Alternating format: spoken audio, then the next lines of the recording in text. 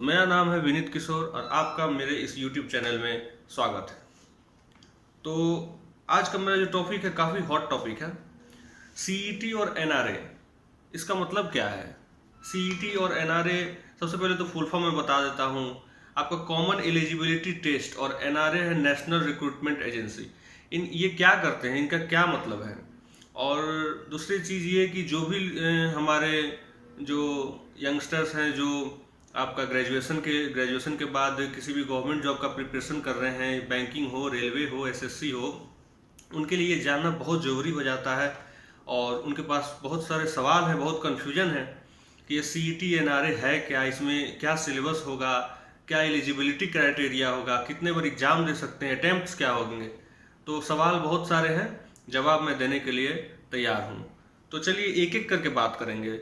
ज़्यादा डिटेल में आपसे बात नहीं करेंगे, नॉर्मल जो उसका क्या वो निकला हुआ है, क्या उसके बारे में है, बस उतना बात करूँगा। तो आज का वीडियो थोड़ा लंबा हो सकता है, तो थोड़ा कोऑपरेट कीजिएगा। चलिए शुरू करते हैं। एनआरए एनआरए जो नेशनल रिक्रूटमेंट एजेंसी है, जो मिनिस्ट्री ऑफ फाइनेंस के द्वारा इंडिया में लाया गया है, निर्मला सीतारमन जी फाइनेंस मिनिस्टर हैं, उनके द्वारा ये लाया गया है। इसमें क्या है कि एनआरए जो है वो कंडक्ट कराएगी कॉमन एलिजिबिलिटी टेस्ट, यानी कि सीईटी जो है एनआरए कंडक्ट कराएगी। और एनआरए और सीईटी में क्या क्या एग्जाम्स होंगे? सीईटी में आपका आईबीपीएस होगा बैंकिंग के लिए, आरआरबी हो गया रीजनल रूरल बैंक के लिए, एसएससी हो गया स्टाफ सिलेक्शन कमीशन, और आपका रेलवेज के जो प्रीलिमिनरी एग्जाम्स होते हैं उसके प्री जो होते हैं, बस वही एग्जाम्स ये कंडक्ट कराएंगे।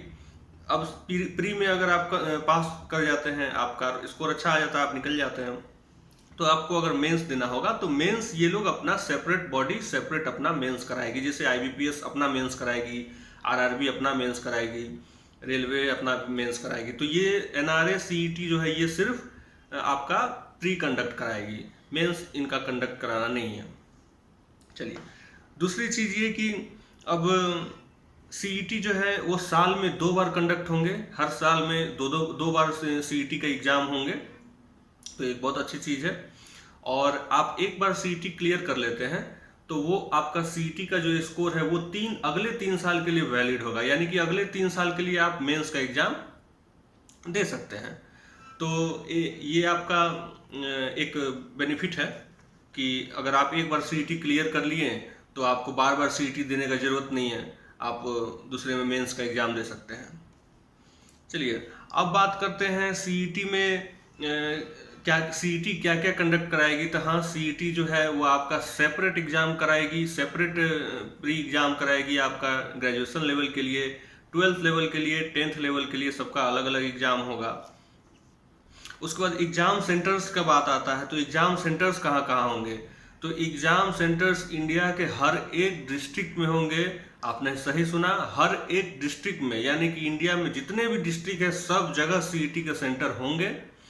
और रूरल एरिया हो, अर्बन एरिया हो, सब जगह उसका सेंटर रहेगा। तो सेंटर के लिए कोई टेंशन नहीं है, हर जगह सेंटर दिया जाएगा सीईटी के लिए, जिससे कि आपको बहुत आगे चल के बहुत दूसरे जगह, दूसरे स्टेट में या फिर दूसरे टाउन में जाकर के आपको एग्जाम देने की जरूरत नहीं है, आप अपने एरिया से ही एग्जाम आप देंगे।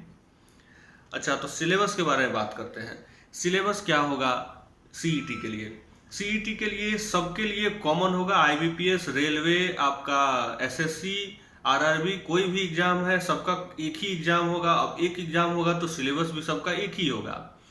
तो इसमें थोड़ा प्रॉब्लम हो सकता है, क्योंकि जैसे कि आरआरबी था उसमें इंग्लिश का कोई पेपर नहीं होता था, तो लेकिन अब जो है आरआरबी वाले लोग को भी इंग्लिश पढ़ना पड़ेगा, तो उनके लिए थोड़ा दिक्कत है। लेकिन बाकी बहुत अच्छा चीज़ है कि सबके लिए एक ही सिलेबस है, ये नहीं कि हम उसका प्रिपरेशन कर रहे हैं तो उसका अलग से पढ़ें, तो ऐसा ज़रूरत नहीं है, एक ही साथ आपका सबका प्रिपरेशन आप कर सकते हैं।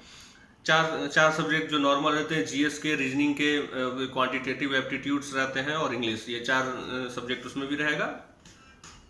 उसके बाद बात करते हैं एनआरए जब सीईटी कंडक्ट कराएगी हमारे को क्या क्या बेनिफिट उसमें अवेलेबल है। सबसे पहले तो ये है कि हम एक बार पेमेंट करेंगे। जो लोग बार बार पेमेंट करते थे, जैसे कि आईबीपीएस के लिए अलग पेमेंट किए हैं, एसएससी के लिए अलग पेमेंट किए, जो भी एग्जाम गवर्नमेंट करा रही है उनके लिए अलग अलग रिक्रूटमेंट एजेंसीज के लिए अलग अलग पेमेंट करना पड़ता था। तो अब क्या है, एक वन टाइम पेमेंट होगा जिसमें सारा कवर हो जाएगा, तो ये एक बहुत अच्छा चीज़ है। दूसरा है नंबर ऑफ अटेम्प्ट्स काउंट नहीं किए जाएंगे प्री में।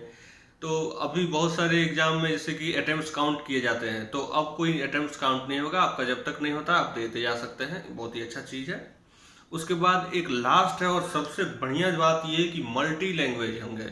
पहले इंग्लिश था या फिर हिंदी था, दूसरा कोई लैंग्वेज में एग्जाम कंडक्ट नहीं होता था, लेकिन अब आप मल्टीपल लैंग्वेजेज में एग्जाम दे सकते हैं। आप जिस एरिया में हैं, अगर आपको हिंदी नहीं आती है, आपको इंग्लिश भी नहीं आती है, कोई प्रॉब्लम नहीं है, आपका वहाँ का जो रिकॉग्नाइज्ड लैंग्वेज होगा वहाँ पर के लैंग्वेज में आप एग्जाम दे सकते हैं। तो ये एक छोटा सा वीडियो था। सीईटी और एनआरए को लेकर के बहुत लोगों को कन्फ्यूजन था। मैं उम्मीद करता हूँ कि आप लोग का जो कन्फ्यूजन है वो क्लियर हो गया होगा। तो चलिए फिर मिलते हैं किसी अगले वीडियो में किसी नए टॉपिक के साथ, तब तक के लिए